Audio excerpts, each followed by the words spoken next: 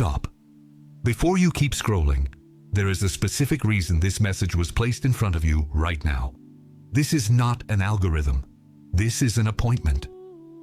The season of not enough is over. The decree has already been signed. What you are about to hear isn't just a motivational speech.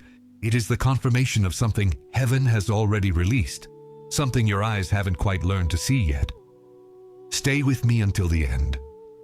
Before we finish, I'm going to give you a 3-step protocol to activate this provision today. It's not just feeling down. It's that heavy space between waking up at 3 a.m. with your heart racing and the crushing weight of bills that feel overdue before the sun even comes up. It's not a lack of faith. It's that moment you open your banking app and close it immediately, because seeing the balance hurts more than not knowing. It's not ingratitude. It's the quiet shame of looking away when a friend asks how things are going because you've run out of ways to say, "I'm hanging in there." It's not weakness. It's the physical burden of carrying, "How am I going to pay for this?" in your chest all day, while you're smiling at your kids, while you're at the office, while you're trying to pray, and yet you are still standing. That isn't a small thing. That is proof that something is sustaining you that is far greater than your bank statement.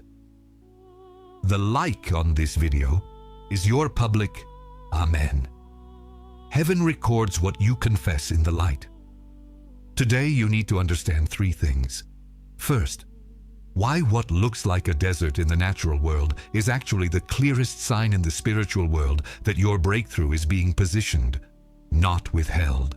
Second, a 3-step protocol you can execute tonight, before you go to sleep, to align yourself with the channel of provision that already has your name on it. Third, a declaration that will change the way you speak tomorrow morning.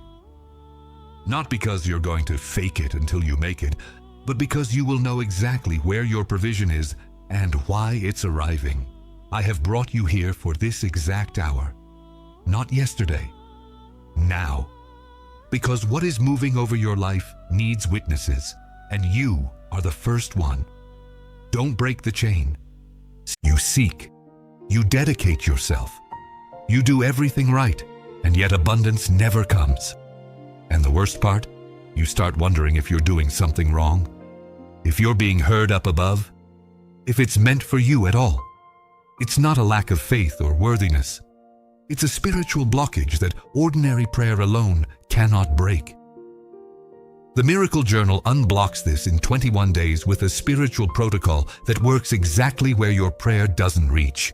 Along with the journal, you'll also receive as a gift the prayer guide and the Psalms manual, with the most powerful sacred practices and texts to deepen your transformation. To claim your version of the journal, tap the link in the comments right below this video. You are the first one. Don't break the chain. Stay until the end. Close your eyes for just a second if you can. Take a deep breath. What I'm about to show you are signs, and once you recognize them, everything changes about how you read your own story. Sign 1. The out-of-nowhere bill that got paid. That unexpected expense that popped up and somehow, someway, got handled. You didn't understand where the money came from. You called it luck. You called it good timing. You said, "I got lucky this time." But you didn't. That was provision testing the pipes, checking to see if you recognize the hand when it works in the ordinary. Every time the numbers added up when they shouldn't have, it wasn't the universe being nice. It was me showing you that the system is working. Sign 2, the peace that hits you mid-prayer. You start to pray with your chest tight, and somewhere in the middle, the anxiety just drains out. No solution yet, no check in the mail, just peace. You called it distraction. You thought you were just tired. You thought your brain just gave up on thinking for a minute. That wasn't it. That was the manager of your provision confirming his presence. Peace in the middle of a problem isn't the absence of an answer. It is the answer taking the form of presence. When the quiet comes before the storm moves, it's because something has already shifted inside where you can't see it yet. Sign 3. The name that popped into your head and opened a door. Someone you haven't talked to in months reached out. Or a name hit you out of the blue and you followed up, and something moved. You called it networking. You called it a happy coincidence. But names don't hit the mind by accident. I use people. I use connections. What you call your circle, I call a provision channel. Every unexpected contact that brought a lead, a piece of info, or an open door was sent with your address on it. Sign 4. The wait that feels like it's lasting forever. The project that stalled. The proposal with no answer.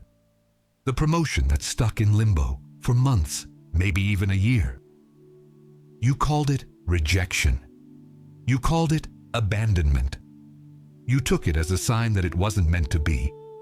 But in the language of heaven, a long wait isn't a denial. It's infrastructure being built. Provision that arrives before the foundation is ready destroys instead of builds. The delay you're living through isn't because I forgot. It's because what's being prepared for you requires a base you haven't finished yet. You are being protected by time, not punished by it. Sign 5. That gut feeling that something is about to shift. That internal restlessness, not from anxiety, but from anticipation. Like something is approaching, but you can't name it. You called it imagination. You called it wishful thinking. You told yourself not to get your hopes up. You were wrong. That was the spiritual sound of the delivery truck turning onto your street. When that feeling hits, it isn't self-deception. It's your spiritual radar working. Something is in transit. You felt the movement before you saw the delivery. Type "free" in the comments if this word is hitting home for you. Close your eyes for a second. Deep breath. This won't work if your attention is divided. There are 2 records in history I want to put in front of you. The first is Elijah under the broom tree in 1 Kings chapter 19. Elijah just won the biggest spiritual showdown of his life on Mount Carmel. Fire fell from heaven. The whole nation saw it. And the very next day, this same man is sitting under a tree in the middle of nowhere, asking God to let him die. He's convinced it's not worth it. He's exhausted. He's empty. He feels like he's the only one left. What does God do? He doesn't argue theology. He doesn't give a sermon on gratitude. He doesn't ask why Elijah is in the desert after seeing so many miracles. He sends an angel with fresh, hot bread and a jar of water, twice, and says, "Get up and eat, for the journey is too much for you." God's provision for Elijah in his lowest moment was a meal, not a vision, not a prophecy, not an explanation. Food. The financier of your life knows exactly what you need on the most practical level. And he sent it before you even asked. Before Elijah could even form the prayer, the bread was already baking. The second record is a principle of geology found in the desert. The underground aquifer. In the driest regions on Earth, there are reservoirs of fresh water hundreds of feet below the surface. Water that has been accumulating for decades, sometimes centuries. The surface is bone dry, cracked, no sign of life. An outsider looks at the land and says, "There's nothing here." But underneath, a massive amount of pressure is waiting for the moment it's tapped into. The farmer who gives up because he doesn't see water on the surface never discovers he was 3 feet away from the thing that would change his family's legacy. But the one who keeps drilling hits the aquifer, and when that water comes up, it doesn't trickle. It bursts out with the pressure of 40 years. It's a geyser, not a stream. Tell me in the comments, do you feel more like Elijah under the tree, or the farmer drilling in the dry heat? Elijah was sitting right on top of a spiritual aquifer and didn't know it. He was exhausted, convinced it was over, while the provision for the next chapter of his story was already being prepped. The dry spell on the surface of your life isn't proof of absence. It is proof that the pressure is building underneath. Let me stop for a full minute. You are here because there is provision in motion over your life that your eyes can't see yet. Because the signs you interpreted as abandonment are actually evidence of active management. Because Elijah, at his lowest point, wasn't given a vision, he was given bread. The ordinary is sacred, and because the drought you're living through has an aquifer beneath it with decades of pressure built up, and here is who you are in the middle of all of this.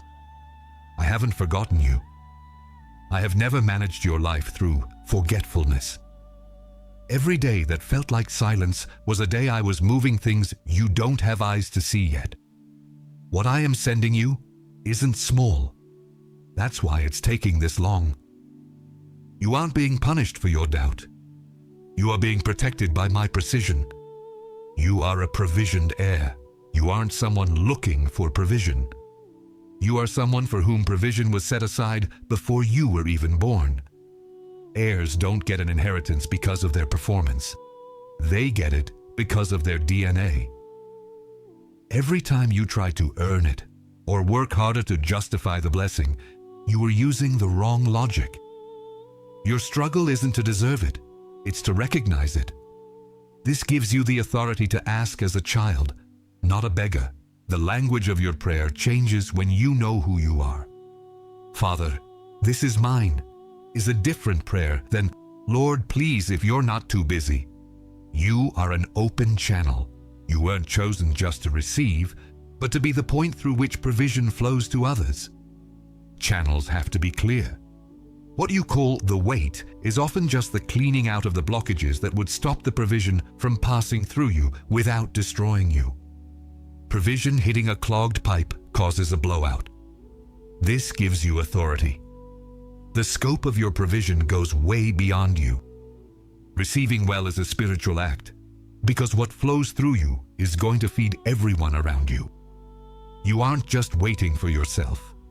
You are a witness of the impossible. You've reached this moment with a long list of impossibles that already happened. The times there was no way out, and then there was. That month the math didn't work, but the bills got paid. That conversation that should have ended in disaster, but didn't. Every impossible you've crossed is a witness in your spiritual file. Not for your glory, but so you don't forget who the manager is. This gives you authority. When the next impossible shows up, you don't start from zero. You start with a full folder of what has already been done. Faith isn't believing in what hasn't happened. It's remembering what already did. Write in the comments which of these identities you are claiming today: heir, channel, or witness. And if you haven't subscribed yet, do it now, so the next word finds you already in position. The protocol I'm giving you now is the first step. It works on its own, but it works with 10x power when you follow the full process. This is called the protocol of the 3 portals. You're going to do this tonight before you go to sleep. Portal 1, the portal of recognition. Before you lie down, grab a piece of paper and a pen, not your phone. Write down 3 things that came to you this week that you didn't earn, didn't plan, and didn't deserve. It can be small: the right parking spot, a $5 discount you didn't expect, the fact that the grocery bill was exactly what you had left in your pocket. Write them down, then say out loud, looking at the paper, I recognize your hand here. Recognition isn't a formality, it's tuning the radio. You are calibrating your frequency to the level where provision operates. Portal 2, the portal of declaration. Stand up. Don't sit, stand, and say with a firm voice, the provision assigned to my name is in motion. I do not ask as a beggar, I receive as a child. The channel is open. Say it once. Say it with conviction, not volume. You don't have to scream it. It just has to be true. Your physical posture matters. Standing is the posture of someone who has already received and is ready to work. Portal 3, the portal of surrender. Lie down. Put your hand on your chest. Take a long, slow breath and say internally, I surrender what is not in my hands to the hands that created mine. Don't try to solve the problem while you breathe. Don't try to organize your to-do list. Just hand it over. What is out of your reach doesn't need more thinking. It needs more trusting. The sign that it worked isn't a high. It isn't intense emotion or shaking or tears. The sign is quietness. A calm that makes zero sense given your situation. When it hits, don't analyze it. Don't try to manufacture it. Just stay in it. That is the confirmation. Now I have to tell you what's going to happen in the next 72 hours. In the next 72 hours, 3 things will be launched against you. Not maybe. Definitely. Tactic 1. The bad report. It will show up disguised as information. A news alert, a number on a spreadsheet, a conversation that summarizes everything into the worst-case scenario and calls it just being realistic. It will sound reasonable. It will have data. Your weapon against this is the memory of the signs. Go back to those 5 signs you learned today, one by one. A bad report doesn't erase what you saw with your own eyes. Spiritual facts are not canceled by natural facts. Tactic 2. The reasonable delay. It will show up looking like wisdom, a legitimate reason not to act right now. Fatigue, bad timing. Now isn't the right moment. I need to sleep on it. I'll start next Monday. It will sound mature. It will sound like prudence. The question that cuts through this is, who benefits if I wait? If the answer isn't heaven, the reason isn't reasonable. Procrastination always has a spiritual name. It's never just being careful. Tactic 3. Paralyzing comparison. It will show up on your feed, someone else thriving while you're waiting. A post, an announcement, a win from someone you know. And right behind it will come the thought, maybe it's not for me. Maybe I'm just not that kind of person. Your weapon is the identity of the channel. You aren't competing with anyone. You are a specific channel. What is coming for you isn't going to anyone else because it wasn't addressed to anyone else. Comparison is just a trick to make you think God has the wrong address. And after those 3 external tactics, the subtlest one will rise. The voice inside you saying that you haven't changed, that tomorrow will be exactly like today, and that this works for other people, but not for you. Don't argue with it. Answer it with your declaration from Portal 2, out loud. That voice retreats when you go public, because public confession is what it fears most. Write, protected in the comments. The decree is sealed.